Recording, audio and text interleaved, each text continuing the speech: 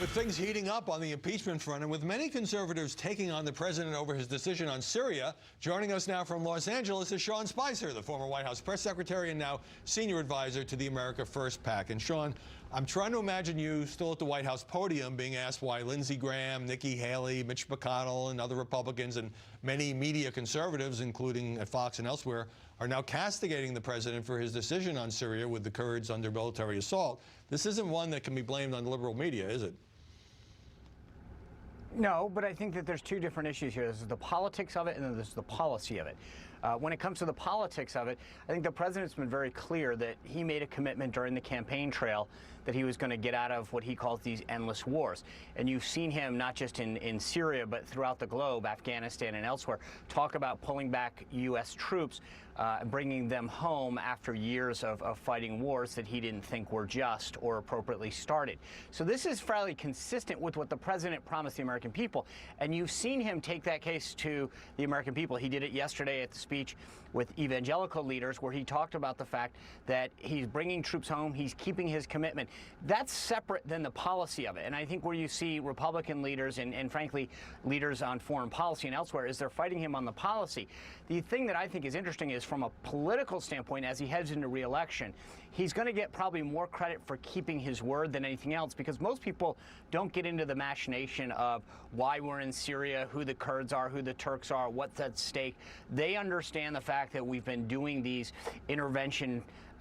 fighting in these interventions in various countries for years on end, and have lost focus on why we're there. And the president's commitment to bring them home probably resonates more than the policy does. Well, it's certainly true that he did campaign against endless wars and still talks about it. On impeachment, it seems to me that many journalists and pundits have sort of ratcheted up their rhetoric since the president a few days ago said he's not cooperating with a House investigation that he views as illegitimate. Now, I know he says the Democrats are being totally unfair to the Republicans in terms of process, but doesn't that give the press an opening, a sort of a prime opportunity to accuse the White House of stonewalling?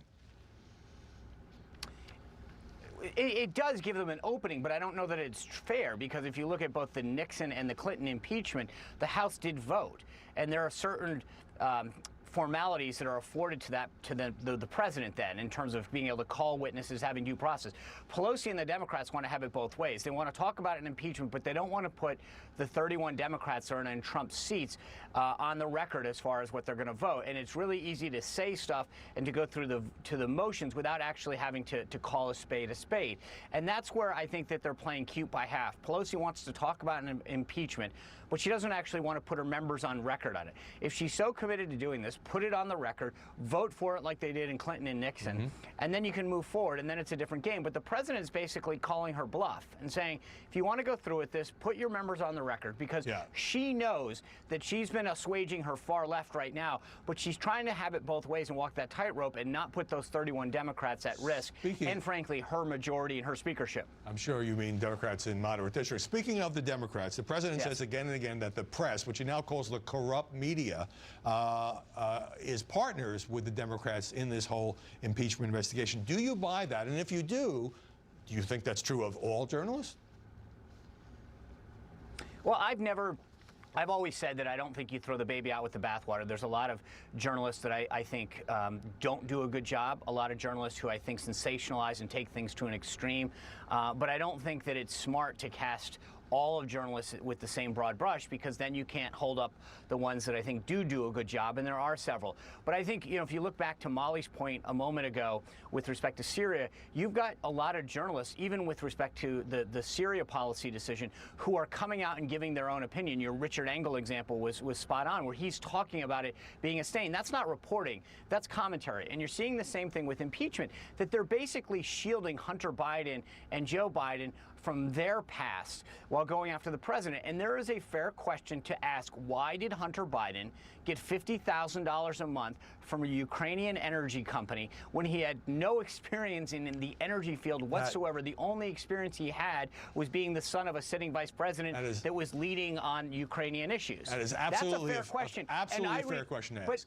Absolutely. I agree But with you. Howie, here's the thing. Here's the difference. Not just asking the question, but I read commentary over and over again in some of these news stories where it'll say Biden did nothing wrong. Well, that's not their job. We don't know if Biden did or didn't do anything. We don't know why Hunter Biden got that job. And for journalists to make that assertion in stories is basically them coming to the defense of the Democrats and Biden without knowing the facts. And it's amazing the way that they rush to defend Biden and immediately crucify the president. Well, there's a distinction to be made, I think, between the appearance of getting all that money with no experience, which stinks, and the question of criminal wrongdoing. But before we go, you're out there in L.A., you're still on Dancing with the Stars, but in a post-show interview with Erin Andrews, you dropped some curse words and you had to be bleeped. What were you thinking?